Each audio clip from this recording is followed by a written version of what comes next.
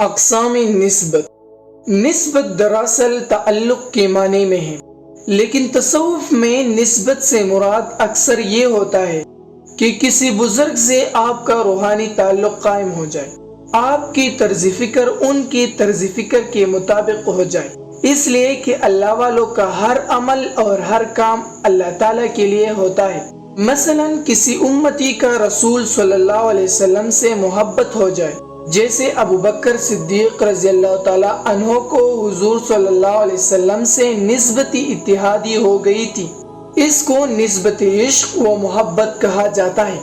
اسی طرح علوم نبی صلی اللہ علیہ وآلہ وسلم کے حصول سے شغف ہو جائے، پہلے فنا فی شیخ کی نسبت پیدا ہوتی ہے جو ذریعہ ہونا ہے فنا فی رسول صلی اللہ علیہ وسلم کا، اور فنا فی رسول صلی اللہ علیہ وسلم کی نسبت پیدا ہو جائے تو فنا فی اللہ اور بقا باللہ کی عالی نسبتوں سے سالک مزین ہو جاتا ہے۔ نسبت اور تعلق اگر غیر اللہ سے پیدا اور متعلق ہو جائے تو اسی کو فنا فی اللہ و شیطان کہا جاتا ہے، جو سبب ہلاکت ہے، اور اللہ تعالیٰ اور اللہ والوں سے نسبت و تعلق دائمی کامیابی کا ضامن ہے۔ نسبتی ویسی حضرت شیخ فرید الدین عطار فرماتے ہیں، اللہ عز و جل کے ولیوں میں سے کچھ حضرات وہ ہیں جنہیں بزرگان دین مشائخ طریقت ویسی کہتے ہیں۔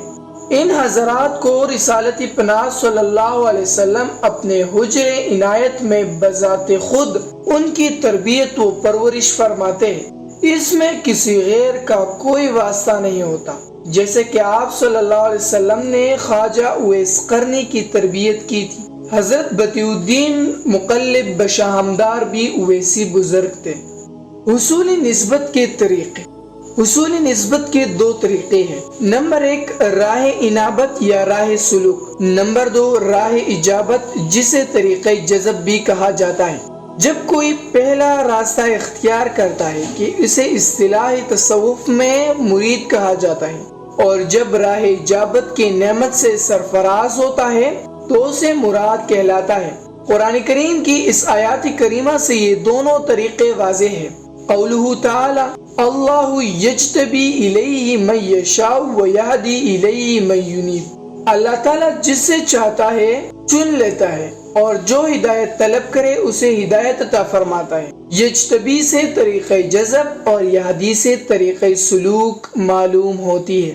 حضرت حکیم الامت مولانا اشرف علی تھانوی فرماتے ہیں، اخلاق ذمیمہ کے دو علاج ہیں، ایک جزئی یعنی خاص ہو کہ ہر خلق کا جدا جدا علاج کیا جائے، جیسا احیاء العلوم وغیرہ میں لکھا ہے، اس کو طریقی سلوک کہتے ہیں۔